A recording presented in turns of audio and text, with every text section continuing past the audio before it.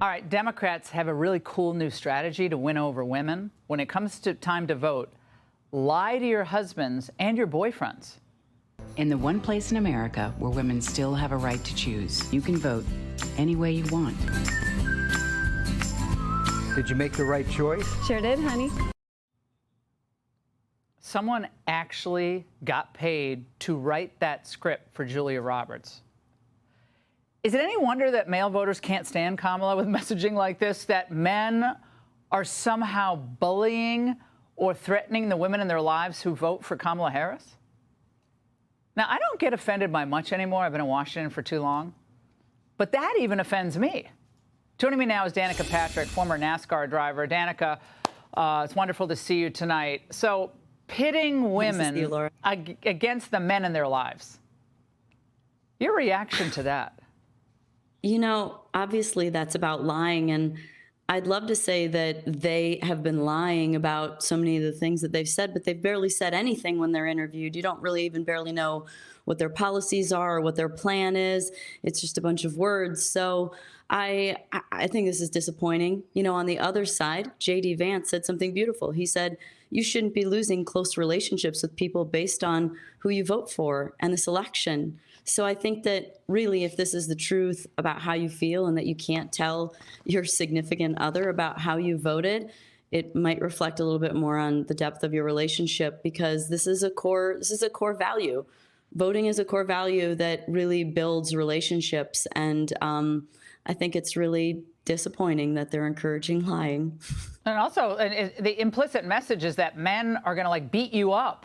Your men are going to beat you up or somehow abuse you emotionally if you don't agree with them. And again, they wonder why there's such a big gender gap with men for the Democrats. But I want to play something for you, Danica. This was J.D. Vance being interviewed on CBS about the gender gap itself and kind of trying to pull in female votes for Republicans. Watch.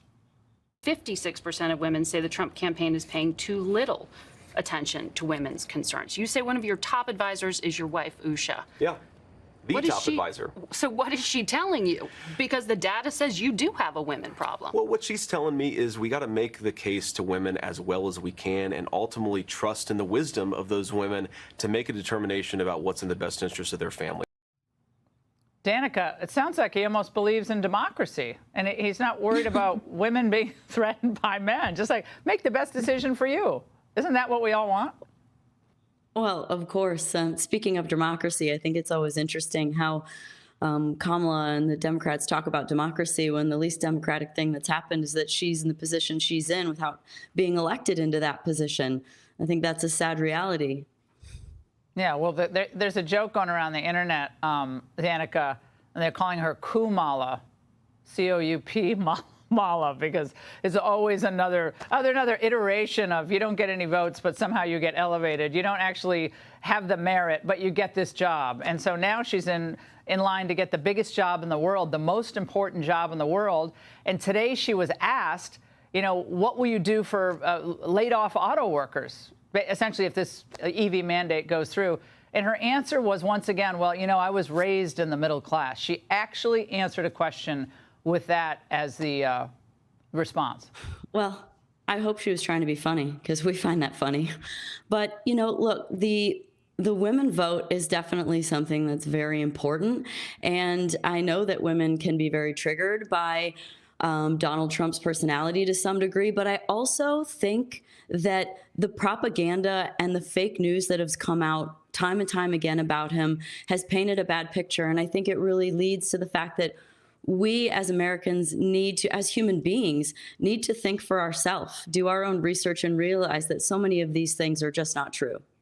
Oh, Danica, thank you so much for joining us tonight. And I know you voted. Yeah, good. Hey, Sean Hannity here. Hey, click here to subscribe to Fox News YouTube page and catch our hottest interviews and most compelling analysis. You will not get it anywhere else.